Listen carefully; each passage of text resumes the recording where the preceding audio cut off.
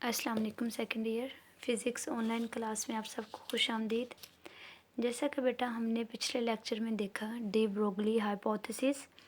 De Broglie hypothesis में आपने क्या चीज़ ऑब्ज़र्व की कि लुइस डी ब्रोगली हमारे पास एक फ़िज़िसिस्ट थे। उन्होंने एज्यूम किया कि जिस तरह से आपके पास लाइट की ड्यूअल नेचर होती है कि it behaves like a particle as well as like a wave, इसी तरह से पार्टिकल्स की भी ड्यूअल नेचर होती है। इसके लिए उन्होंने फिर एक्सपेरिमेंटल हमें एक जो थ्योरेटिकल फॉर्मूला दिया। उसके बाद हमने इसको जो कन्फर्मेशन देखी by Davisson and Germer experiment से, और ये जो हाइपोथेसिस था वो प्रूव हो गया और वाकई ये बात सच हुई कि जिस तरह से लाइट की ड्यूअल नेचर होती है इसी तरह से पार्टिकल की भी ड्यूअल नेचर होती है। तो आज हम पढ़ेंगे वेव पार्टिकल ड्यूअलिटी। अब वेव पार्टिकल ड्यूअलिटी पढ़ने से पहले हम सबसे पहले देखेंगे बिहेवियर ऑफ लाइट। अब आपको पता है लाइट का जो बिहेवियर होता है that is dual. Light has dual nature, इसकी पार्टिकल नेचर भी होती है और इसकी वेव्स नेचर भी होती है। अब कौन से ऐसे एक्सपेरिमेंट थे जिन्होंने प्रूव किया कि light has wave like nature? उसमें आपने इंटरफेरेंस देखा फर्स्ट ईयर में, इसके अलावा आपने डायफ्रैक्शन देखा, रिफ्लेक्शन देखा एंड सो ऑन। तो इन एक्सपेरिमेंट्स ने प्रूव किया कि light has wave like properties. On the other hand अगर हम लाइट हैज़ पार्टिकल नेचर देखें तो उसमें आपने इस चैप्टर में देखा photo electric effect. Photo electric effect ने प्रूव किया कि लाइट की जो नेचर है वो पार्टिकल भी है। इसके अलावा काउंटन इफ़ेक्ट आपने देखा। तो इन दोनों एक्सपेरिमेंट्स में जो चीज़ हमने प्रूव की वो यही थी कि आपकी लाइट जो है वो पार्टिकल्स की तरह भी बिहेव करती है। अब ऑन द अदर हैंड अब हम बात करते हैं पार्टिकल्स की, क्योंकि जो डी ब्रोगलीज हाइपोथेसिस था उसमें यही था कि पार्टिकल्स की भी ड्यूअल नेचर होती है। ये पार्टिकल्स की तरह भी बिहेव करते हैं and they also behave like waves. अब कौन से एक्सपेरिमेंट थे जिन्होंने प्रूव किया कि आपके पास जो पार्टिकल्स हैं, माइक्रो पार्टिकल्स हैं लाइक इलेक्ट्रॉन, तो वो इलेक्ट्रॉन पार्टिकल की तरह बिहेव कब करेगा? तो उसमें सबसे पहले हमारे पास जो जे थॉमसन ने फाइंड आउट की थी value charge to mass ratio की, उसमें हमने ये चीज़ प्रूव की। और वो चार्ज टू मास रेशो ये बताती है कि जो इलेक्ट्रॉन है उसकी पार्टिकल नेचर है।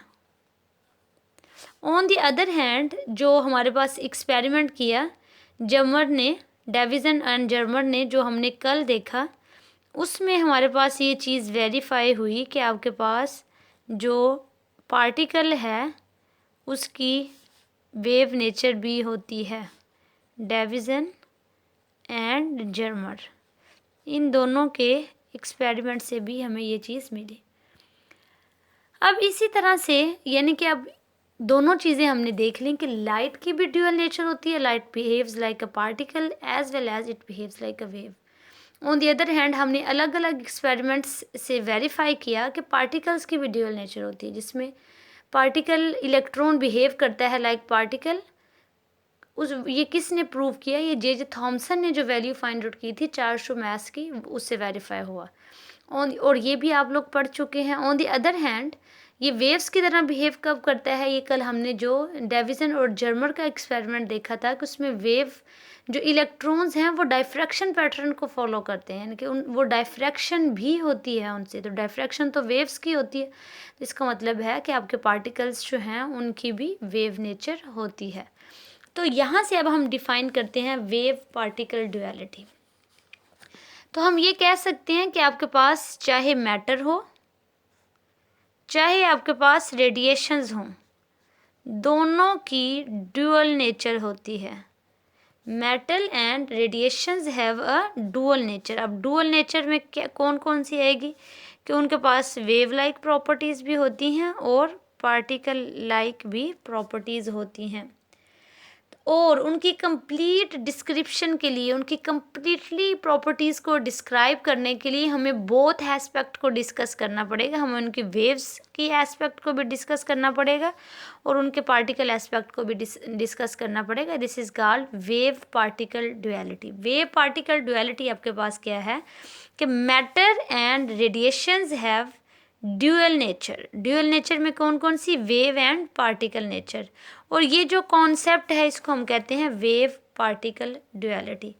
इसका मतलब ये है कि जब भी आपने प्रॉपर्टीज़ देखनी है, चाहे वो एक्सरेज की प्रॉपर्टीज़ हैं, चाहे न्यूट्रॉन की हैं, इलेक्ट्रॉन की हैं, प्रोटॉन की हैं, तो उनकी कंप्लीटली प्रॉपर्टीज़ आप डिस्क्राइब कर सकते हैं जब आप दोनों एस्पेक्ट को डिस्कस करेंगे। आप उसकी वेव नेचर को भी डिस्कस करेंगे और आप उसकी पार्टिकल नेचर को भी डिस्कस करेंगे। तो अब इस तरह से हमारे पास जो नील्स बोहर है, जैसे आपने बोहर्स मॉडल भी पढ़ा हुआ है, तो नील्स बोहर ने हमें एक प्रिंसिपल दिया जिसको हम नाम देते हैं प्रिंसिपल ऑफ कॉम्प्लीमेंट्री।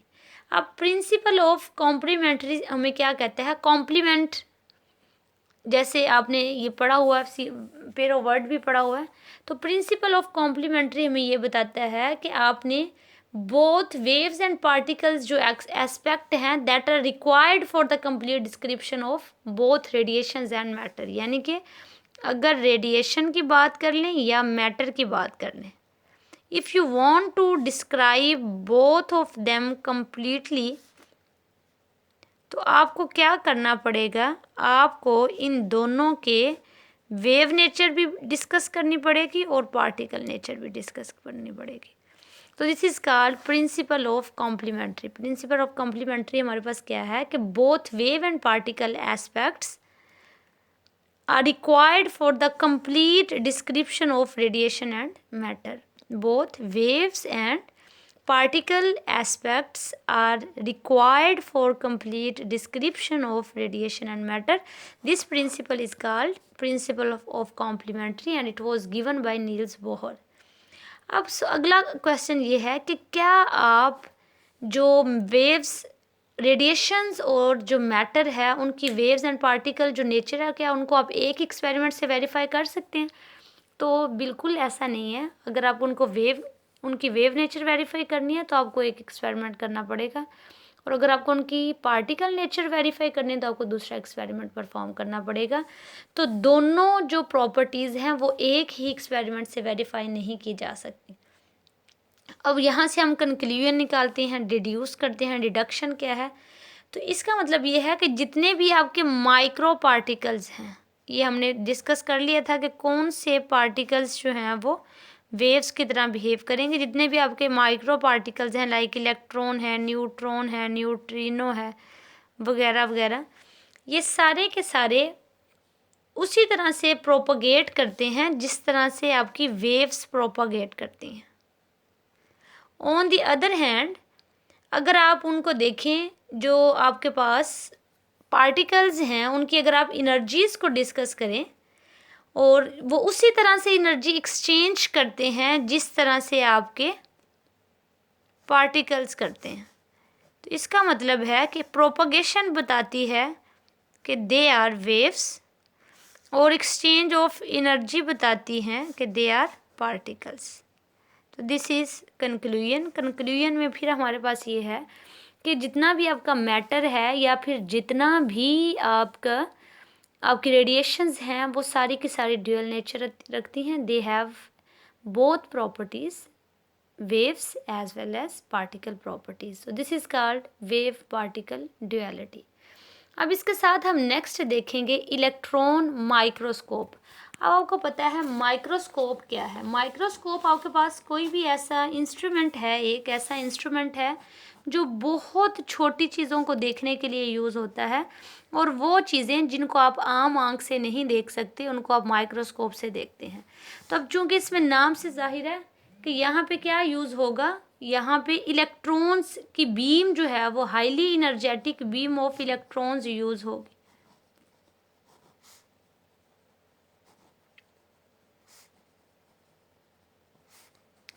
किस लिए यूज़ होगी? To see highly magnified and resolved image of the object. Basically हमने माइक्रोस्कोप से क्या करना होता है, किसी भी ऑब्जेक्ट का इमेज देखना होता है। तो अगर आप चाहते हैं कि आप इस ऑब्जेक्ट का बहुत ज़्यादा माइन्यूटली इमेज देखें, बहुत मैग्नीफाइड बड़ा करके इसके साइज़ को, मैग्नीफाइड का मतलब ये होता है कि उसके साइज़ को आप बढ़ा दें। तो अगर आप उसका मैग्नीफाइड इमेज देखना चाह रहे हैं तो आप क्या करेंगे, उसके लिए आप highly energetic beam of electron use करेंगे। तो ये जो आपके पास डिवाइस है, इस डिवाइस को हम कहते हैं इलेक्ट्रॉन माइक्रोस्कोप। तो इलेक्ट्रॉन माइक्रोस्कोप आपके पास क्या है कि electron microscope is a device which is used for highly magnified and resolved image of the object, which is used to see highly magnified and resolved image of object by means of highly energetic beam of electron. This device is known as electron microscope.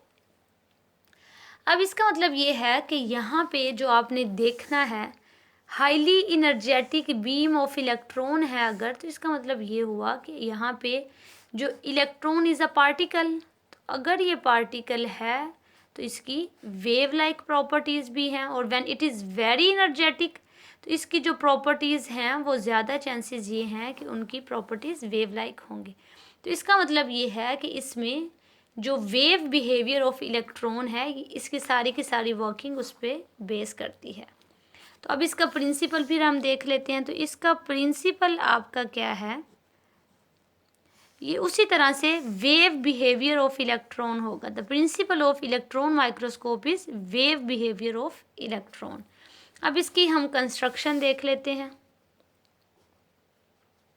अगर आप इसकी construction देखें तो आपको इसके 5 parts नज़र आएंगे।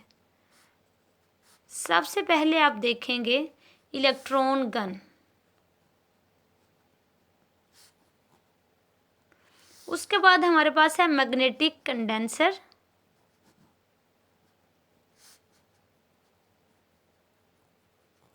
After that we have a magnetic objective,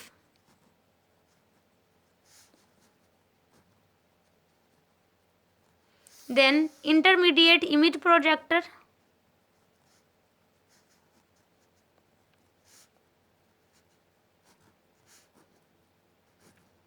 and at last we have a fluorescent screen.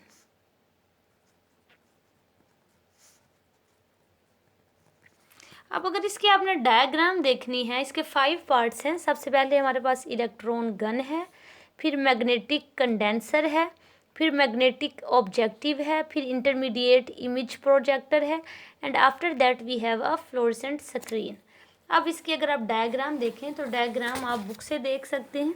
This is diagram of electron microscope. ये आपके पास इलेक्ट्रॉन सोर्स है, ये स्कीमेटिक डायग्राम है। ये इलेक्ट्रॉन सोर्स है, उसके बाद ये मैग्नेटिक कंडेंसर है, उसके बाद ये आपका स्पेसिमन पड़ा हुआ है, ये आपके मैग्नेटिक ऑब्जेक्टिव है, this is intermediate image projector, and at last we have a fluorescent screen. अब हम हर एक का अलग अलग फंक्शन देखेंगे। सबसे पहले आपके पास क्या होता है कि this is an electron gun. Electron gun का काम क्या है? इलेक्ट्रॉन गन बेसिकली क्या करती है कि ये हमें जैसे गन है तो गन ने बुलेट प्रोवाइड करनी है, तो इलेक्ट्रॉन गन क्या करती है कि ये हमें इलेक्ट्रॉन्स प्रोवाइड करती है, और इसके अंदर से जो इलेक्ट्रॉन्स निकलेंगे उनकी वेलोसिटी यूनिफॉर्म होती है। अब इसके ऊपर क्या करते हैं, आप वोल्टेज अप्लाई करते हैं, और उसका जो पोटेंशियल डिफरेंस होता है वो 30 किलो वोल्ट से सेवरल मेगा वोल्ट होता है। अब इतना ज़्यादा पोटेंशियल हम क्यों अप्लाई करते हैं? आपको पता है काइनेटिक एनर्जी जो है वो इक्वल होती है V इंटू ई के। तो जितना ज़्यादा पोटेंशियल होगा उतनी ज़्यादा इनके पास एनर्जी होगी, जितनी ज़्यादा एनर्जी होगी उतना ज़्यादा जो है ये स्पेसिमेन के अंदर पेनिट्रेट कर जाएंगे, इसके अंदर से गुजर जाएंगे। तो इसका आपको मेरा ख्याल है जो फंक्शन है वो क्लियर है कि इलेक्ट्रॉन गन क्या करता है कि इलेक्ट्रॉन गन प्रोवाइड करता है आपको बीम ऑफ इलेक्ट्रॉन, और वो जो इलेक्ट्रॉन होंगे उनके पास यूनिफॉर्म वेलोसिटी होती है। अब इसके ऊपर आपने इलेक्ट्रिक फील्ड अप्लाई करनी है, यानी कि पोटेंशियल डिफरेंस अप्लाई करना है, और वो पोटेंशियल डिफरेंस 30 किलो वोल्ट से सेवरल मेगावोल्ट्स के दरमियान होना चाहिए। क्यों हम इतना ज़्यादा पोटेंशियल डिफरेंस अप्लाई करते हैं? जितना ज़्यादा पोटेंशियल डिफरेंस होगा उतनी ज़्यादा काइनेटिक एनर्जी होगी, जितनी ज़्यादा काइनेटिक एनर्जी होगी उतनी पेनिट्रेशन पावर जो है वो उनके पास ज़्यादा होगी। उसके बाद नेक्स्ट हम क्या करेंगे, नेक्स्ट हम लगा देंगे मैग्नेटिक कंडेंसर।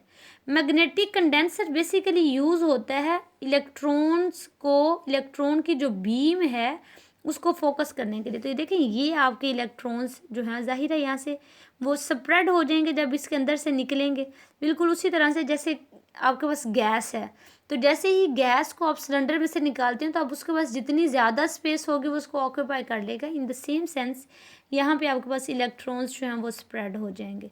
अब आपने इसके आगे लगाना है मैग्नेटिक कंडेंसर। तो कंडेंसर का मतलब काम क्या होता है कि कंडेंस कर देगा उसको। तो यहाँ से क्या होगा कि ये बेसिकली फोकस, इसके आगे आपने एक स्पेसिमन रखा होता है। स्पेसिमन मीन थोड़ा सा नमूना, जिसके अंदर से जिसको आप देखना चाह रहे हैं, जिसका इमेज आप देखना चाह रहे हैं, तो वो स्पेसिमन जो है वो यहाँ पे पड़ा हुआ है। तो अब यहाँ पे क्या होगा कि आपने जो बीम ऑफ इलेक्ट्रॉन आपकी है उसको फोकस कर देना है इस मैग्नेटिक कंडेंसर ने टू द स्पेसिमन। अब अगर आप देखें तो आपके पास इलेक्ट्रॉन माइक्रोस्कोप में इलेक्ट्रिक और मैग्नेटिक फील्ड जो हैं वो बेसिकली यूज़ होती हैं इनको फोकस करने के लिए। तो अब यहाँ पे आगे आपके पास उसी तरह से पैरेलल प्लेट्स होती हैं। उसके बाद मैग्नेटिक ऑब्जेक्टिव है नेक्स्ट। मैग्नेटिक ऑब्जेक्टिव अब क्या करेगा? मैग्नेटिक ऑब्जेक्टिव का काम वही है जिस तरह से आपके पास ऑब्जेक्टिव लेंस होता है ऑप्टिकल माइक्रोस्कोप का। अब ऑब्जेक्टिव जो लेंस है ऑप्टिकल माइक्रोस्कोप का, जैसे वहाँ पे क्या होता है कि इलेक्ट्रॉन्स जो हैं जब वो फॉल करेंगे इस स्पेसिमन के ऊपर तो वो स्कैटर्ड हो जाएंगे। तो अब आपको पता है स्पेसिमन भी डेफिनेटली एटम से मिलकर बना होगा। तो एटम का सेंटर जो है न्यूक्लियस हैवी होता है, बाकी जो उसका पार्ट होता है वो थिकर होता है। तो जैसे ही वो इनसे स्ट्राइक करेंगे थिकर पार्ट से, थिनर होता है, जो दरमियान वाला पार्ट है वो हैवी होता है जिसको हम थिकर पार्ट भी कह सकते हैं। तो जैसे ये इस थिकर पार्ट के साथ आगे स्ट्राइक करेंगे तो ये स्कैटर्ड हो जाएंगे, यानी कि फैल जाएंगे।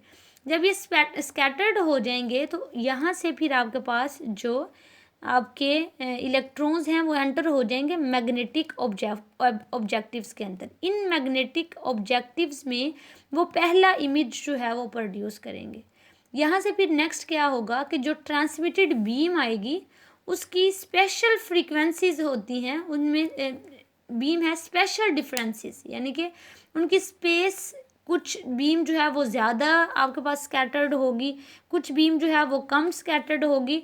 तो जितनी ज़्यादा उनकी जो डिफरेंसेस होंगे, अगर आपके पास ज़्यादा स्कैटर्ड है तो उसका मतलब है उसमें डेंसिटी जो है वो कम है, उसने स्पेस वॉल्यूम ज़्यादा ऑक्यूपाई किया हुआ है।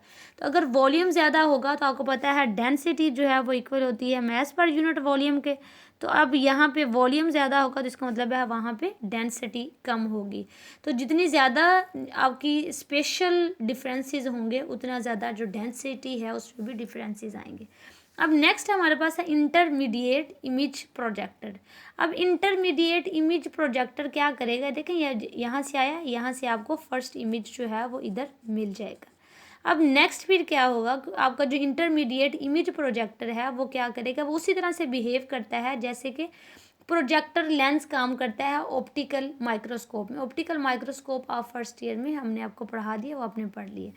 अब इंटरमीडिएट इमेज प्रोजेक्टर जो है ये क्या करेगा? ये बेसिकली एक मैग्नेटिक कॉइल है।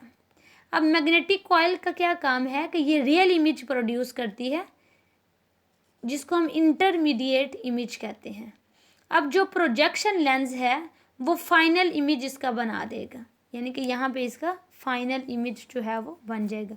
अब जो फ्लोरेसेंट स्क्रीन है, फ्लोरेसेंट स्क्रीन का काम क्या होता है? स्क्रीन बेसिकली इमेज को रिसीव करती है। तो फ्लोरेसेंट स्क्रीन क्या करेगी कि वो जो हाईली मैग्नीफाइड इमेज, जो पहले इसका फर्स्ट इमेज बना फिर उसका सेकंड और फाइन इमेज बना, ये उसको रिसीव करेगी, ठीक है। और वो यहाँ इससे हम वो वाले ऑब्जेक्ट्स भी देख सकते हैं जो कि बहुत स्मॉल होते हैं और उनको ऑप्टिकल माइक्रोस्कोप से आप इतना आसानी से नहीं देख सकते। तो इलेक्ट्रॉन माइक्रोस्कोप से आप उसको भी बहुत इजीली जो है वो देख सकते हैं। This is all about electron microscope. अब इसके यूजेस जो हैं वो, इसको आप कहाँ कहाँ यूज़ करते हैं? तो सबसे पहले तो ये उसी तरह से कि आपके पास इससे जो मैग्नीफिकेशन होती है वो ऑप्टिकल माइक्रोस्कोप की निस्बत बहुत ज़्यादा होती है। इसी तरह से इसकी जो रिजॉल्विंग पावर है वो भी बहुत ज़्यादा होगी। तो इसका मतलब है इससे जो हमें इमेज मिलेगा वो एक फ़ाइन किस्म का इमेज होगा। तो अगर आप रेजोल्यूशन जो है वो चाहते हैं इलेक्ट्रॉन माइक्रोस्कोप से, तो आप ये एमसीक्यू के लिए इम्पोर्टेंट है कि 50 किलो वोल्ट अगर आप अप्लाई करते हैं वोल्टेजेस, 50 किलो वोल्टेजेस अप्लाई करने से आपके पास जो रेजोल्यूशन आती है वो 0.5 से 1 नैनोमीटर की पॉसिबल है इस अगर इलेक्ट्रॉन माइक्रोस्कोप यूज़ करते हैं। ऑन द अदर हैंड अगर आप यही वाली उसमें अप्लाई करें रेजोल्यूशन, तो आपके पास जो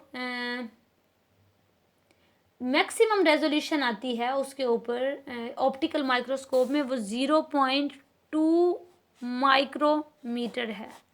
तो देखें इस केस में 0.5 से 1 नैनोमीटर तक आप रिजॉल्व कर सकते हैं ऑब्जेक्ट को। तो ये देखें इन दोनों में नैनोमीटर मीन 10⁻⁹ और ये 10⁻⁶। तो ये इमेज बहुत ज़्यादा स्मॉल है और ये लार्ज है। तो यानी कि अगर आप इससे भी ज़्यादा छोटा इमेज जो है उसको रिजॉल्व करना चाह रहे हैं तो आप इलेक्ट्रॉन माइक्रोस्कोप जो है वो यूज़ करेंगे। तो इनफैक्ट इसका काम यही है कि ये ज़्यादा एक्यूरेटली, ज़्यादा रिजॉल्विंग पावर के साथ जो इमेज है वो हमें शो ऑफ करती है। तो विश यू गुड लक। इसमें कोई मसला हो तो आप लोग पूछ सकते हैं।